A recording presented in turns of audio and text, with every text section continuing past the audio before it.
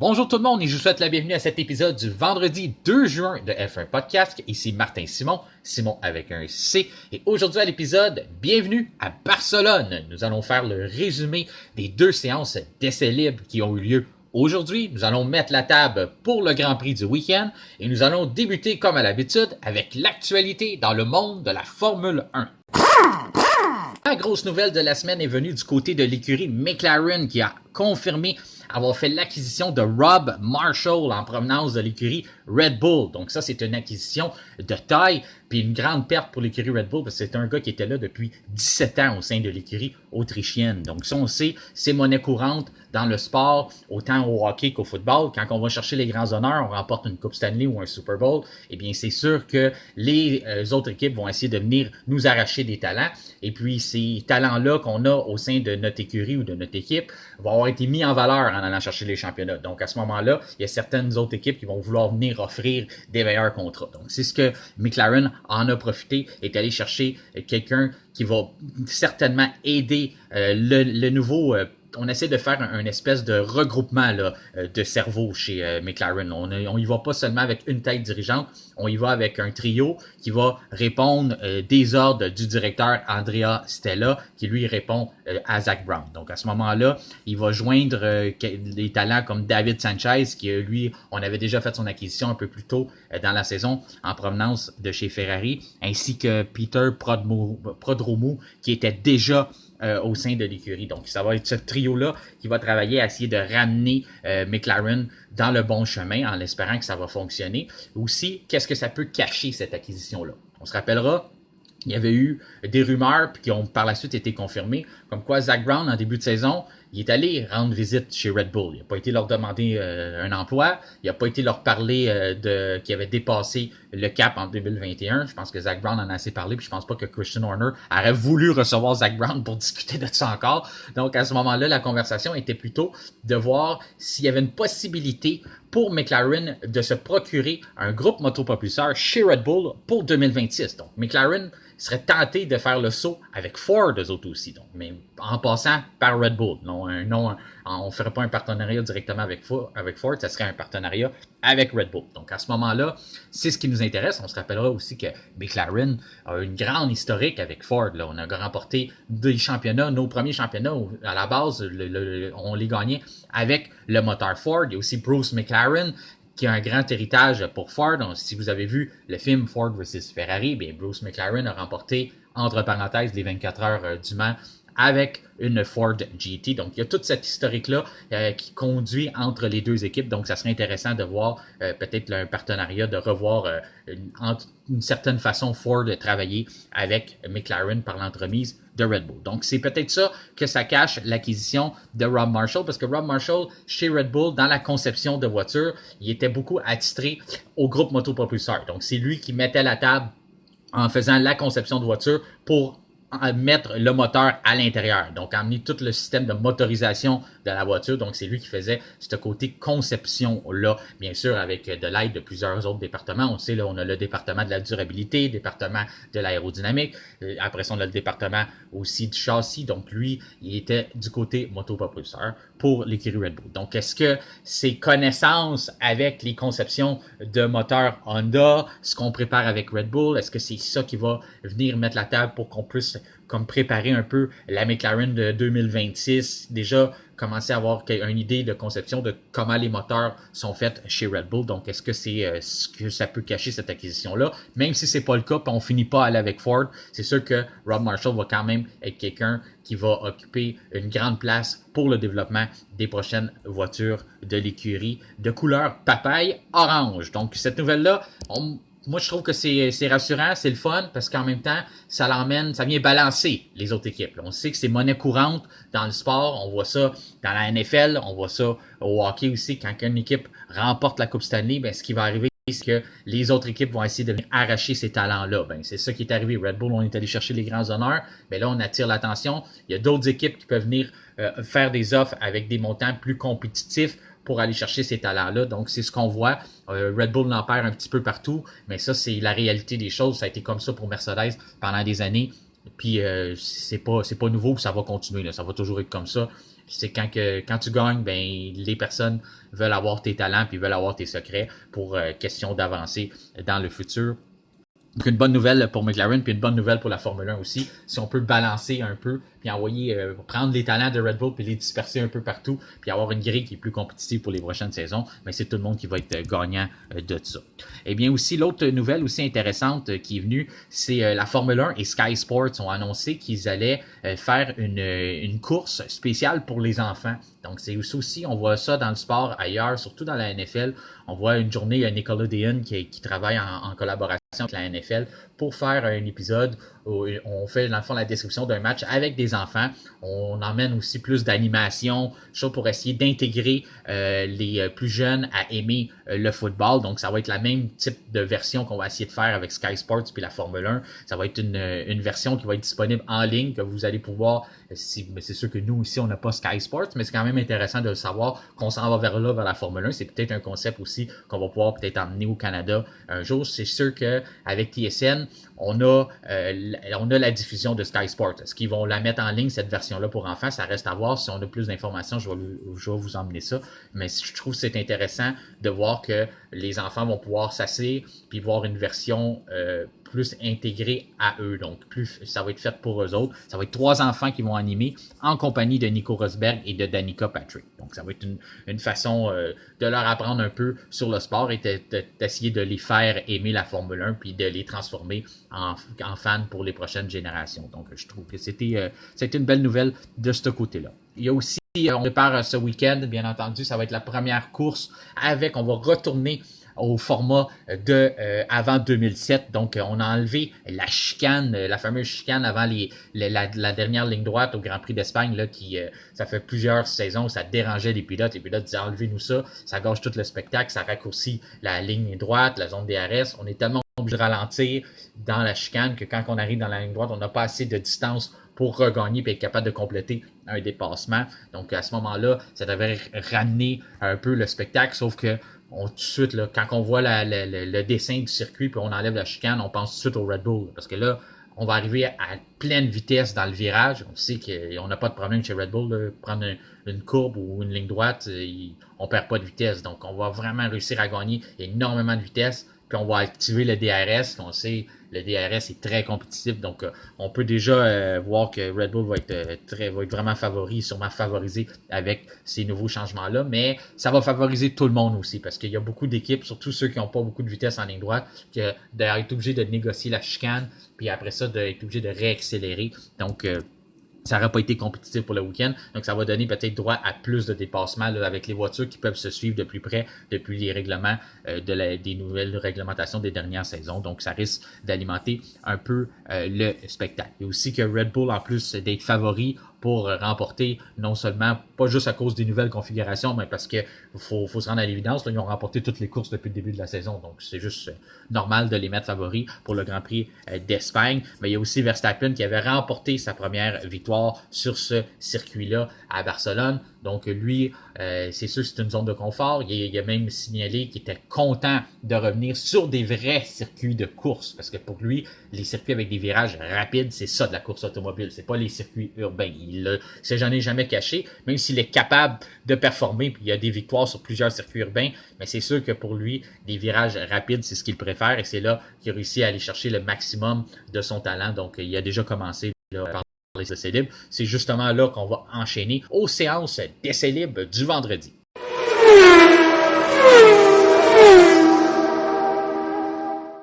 Vendredi à Barcelone, c'est intéressant de voir beaucoup d'écuries qui ont apporté des améliorations pour le week-end. J'ai été quand même surpris. On en avait vu beaucoup que c'était prêt pour Imola. Ensuite, à Monaco, on a joué avec ça. Puis là, on voit que Ferrari, là, on a emmené des nouveaux pontons sur la SF23. Donc, c'est impressionnant ça. Voir, on dit selon Frédéric Vasseur, c'est pas une nouvelle voiture. Puis on change pas nécessairement le concept. La seule chose qu'on fait, c'est qu'en mettant ces nouveaux pontons-là, supposément qu'on ouvre la porte à des nouveaux développements. Bon, ça, c'est ce qu'il a mentionné, là, que lui, pour lui, de pas considérer ça comme un changement de concept, c'est pas une nouvelle voiture, c'est plus que avec cette technologie-là, on pense qu'on va être capable de mieux développer le concept qu'on a déjà en place. Donc, c'est ce qu'on a apporté pour le Grand Prix en fin de semaine. Ça va être intéressant de suivre ça. Du côté de Red Bull, ben, on a un petit peu de changement aussi sur les bords du plancher. Donc, on a ces modifications-là. On est en train de faufiner un peu le concept là, chez Red Bull, quoi qu'on n'en a pas vraiment besoin, mais on continue. On continue d'améliorer un petit peu les choses qu'on a observées, sans compter aussi qu'on a des configurations pour le Grand Prix d'Espagne pour le week-end. Donc, c'est pas mal ça, ces petits changements-là pour Red Bull. Du côté de Mercedes, on a continué. On a changé un peu, là, on avait une espèce de petit aileron pas loin des rétroviseurs. Ça, on a dit que c'est plus nécessaire avec le nouveau concept. Ça devait être quelque chose qui venait avec le fait qu'on n'avait pas de ponton, on avait besoin de ça. Donc, on les a retirés parce que ça servait plus à rien, puis ça faisait juste perturber la Mercedes, la W14. Donc ça, on a retiré ça. On a plusieurs d'autres petites modifications. Ça, comme je vous dis souvent, on met ça sur la page Facebook. Donc le F1 Podcast, vous savez, vous êtes rendu habitués. Pour ceux qui ne sont pas au courant, ben, à toutes les heures de dîner, les jours de semaine, il y a des articles qui sortent sur l'actualité dans le monde de la Formule 1, en plus des breaking news, là, donc les primeurs, tout ce qui se passe, tout ce qui arrive dans le monde de la F1, ben ça c'est ajouté en temps réel. Aussitôt que la nouvelle sort, vous avez accès à ça sur notre page Facebook, mais à tous les heures de dîner, dans les jours de semaine, vous pouvez vous rendre. Là, vous allez avoir un article pour en apprendre sur la Formule 1. Des fois, il y en a plusieurs par jour aussi, mais ça, c'est sûr qu'à toutes les heures de dîner, il y en a une, donc vous pouvez vous rendre là. Vous pouvez faire le réflexe là, de taper dans l'engin de recherche F1 Podcast sur Facebook, puis après ça, vous tombez sur notre page, puis vous pouvez avoir accès à ça. Là, il y a plein d'articles intéressants, autant sur les pilotes, sur les directeurs d'écurie, sur les personnalités connues dans le monde de la F1. Donc, vous pouvez tout trouver ces choses-là. Puis beaucoup d'articles sur l'évolution des voitures, comme celle-ci qui sort à tous les vendredis après les séances d'essai libre, quand on a réussi à mettre la main sur les améliorations de chaque voiture. Donc, on vous dresse la liste. Donc, c'est l'article que vous pouvez aller lire, avoir plus de détails là, pour chaque écurie sur ce qui va arriver pour le week-end. Je vous donne ça en gros.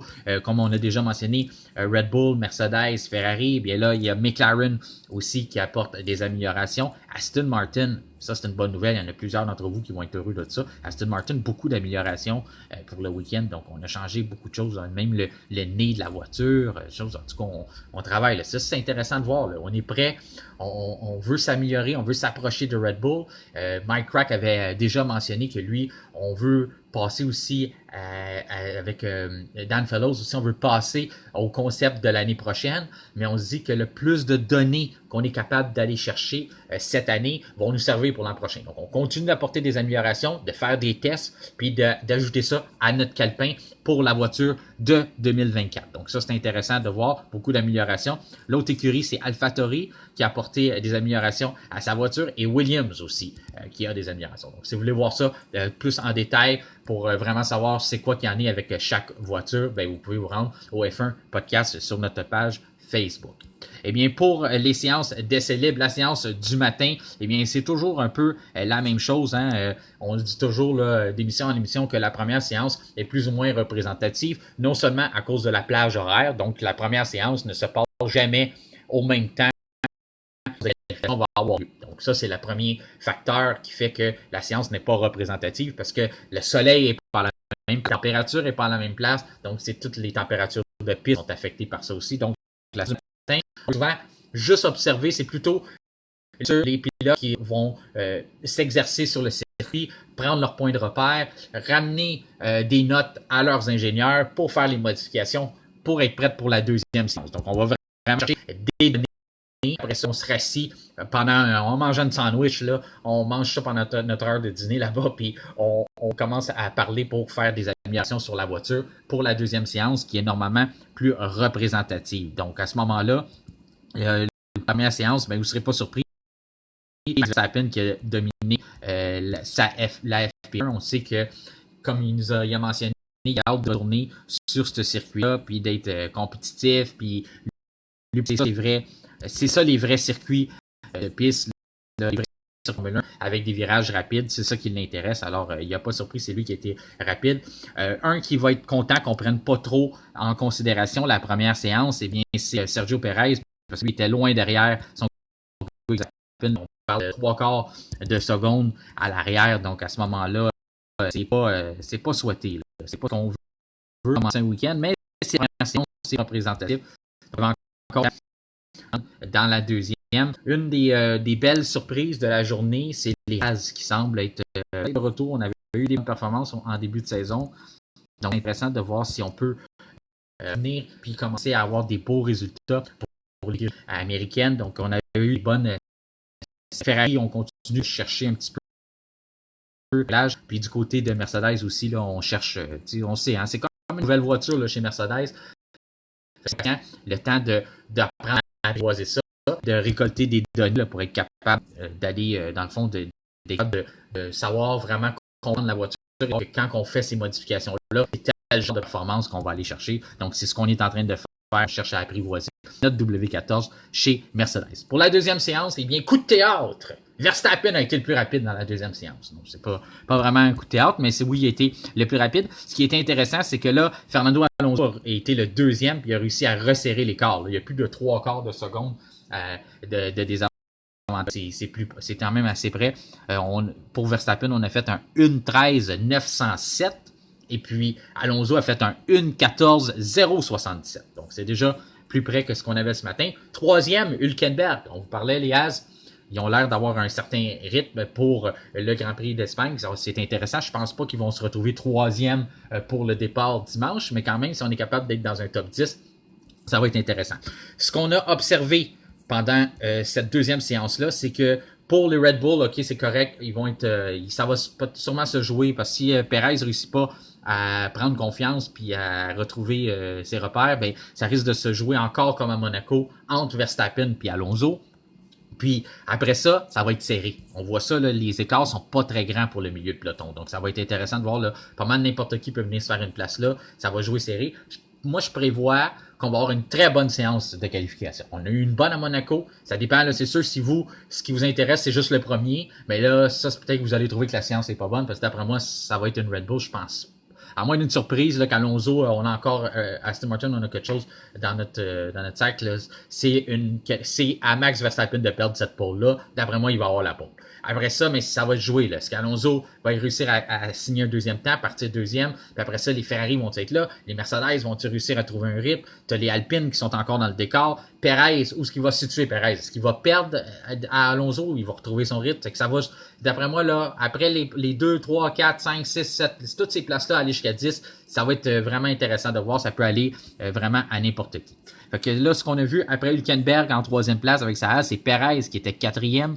Avec quand même, là, on est un peu plus qu'un quart de seconde de Verstappen, donc il commence à resserrer cet écart-là. Ocon, ensuite avec sa Alpine, on disait, les Alpines sont là. Leclerc, Sainz, les deux Ferrari, Russell. Après ça, on a Bottas avec un Alfa Romeo. Mais qu'est-ce qu'on fait avec les Alfa Romeo? On est là en début de week-end, on est là en Q1, puis après ça, on disparaît. On dirait qu'on les voit plus de la fin de semaine. Moi les dimanches, là, les Alfa Romeo, là, on les voit pas souvent, en tout cas. La seule chose qu'on a vu, on a vu un peu Joe faire un beau dépassement à Monaco, mais c'est bien rare qu'on les voit à la télévision, les Alfa Romeo. Là, il se passe que c'est une écurie qui se passe pas grand-chose là. On attend juste de devenir Audi. C'est pas mal juste ça. Après ça, on a Gasly, 10e, Hamilton, 11e, Piastri, 12e, Joe, qu'on parlait justement, 13e, Norris, 14e. On a encore des belles couleurs chez McLaren, c'est un point positif. Est-ce que on va réussir à trouver des meilleurs réglages pour demain? Pour l'instant, ça avait l'air...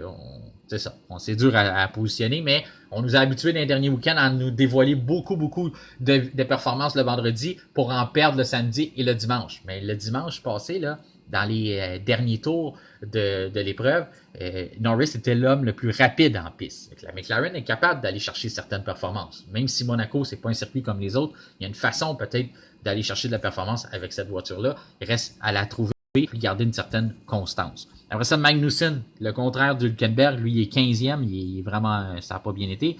Après ça, De Vries, 16e, Tsunoda, 17e, Stroll, 18e. Stroll, on va espérer qu'il va réussir à trouver de la performance, peut-être copier les réglages à Alonso pour demain, ça pourrait lui rendre service.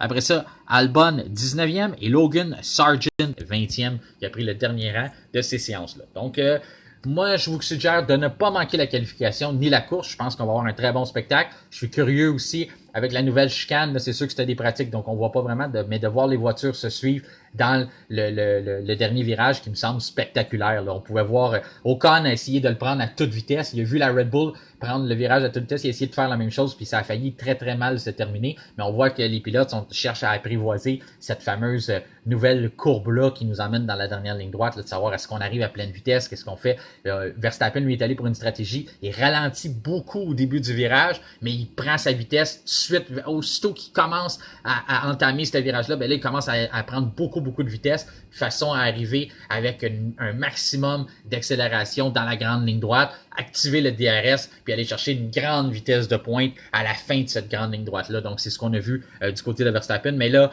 les données sont partagées pour les autres écuries. Je suis certain qu'on va tout essayer de prendre ce virage-là de la même façon, donc de concéder beaucoup de vitesse à l'entrée du virage pour être capable d'en reprendre beaucoup avant la fin de celui-ci. Donc, c'est ce qu'on risque de voir. Donc, j'imagine, je prévois un bon spectacle, je prévois une pole position pour Verstappen, mais je suis très curieux du reste. J'espère qu'Alonso va être capable d'être deuxième. Ça serait intéressant de voir une compétition entre lui et Max en course, surtout qu'il est chez eux. Carlos Sainz a surveillé aussi. On a beaucoup de partisans, là, autant pour Alonso que pour Sainz là-bas. Là, on parlait d'une estrade de 3000 personnes pour Carlos Sainz. Puis ça s'est vendu en moins de 10 minutes, là, ces billets-là. Donc, le monde, il y a beaucoup. La fièvre Sainz et la fièvre Alonso est là-bas. Les gens sont anxieux de voir leur pilote performer. Donc, ça pourrait être intéressant de voir s'ils sont capables de se positionner sur les premières positions de la grille de départ dimanche. Ça pourrait alimenter le spectacle aussi. C'est ce qui complète notre émission du vendredi 2 juin. Continuez de nous suivre sur Facebook. Soyez sûr aussi de cliquer suivre sur notre Spotify pour avoir les notifications à toutes les fois qu'on a des nouveaux épisodes. D'ici là, je vous souhaite un bon week-end de course et on se reparle lundi. Merci et bonne fin de semaine.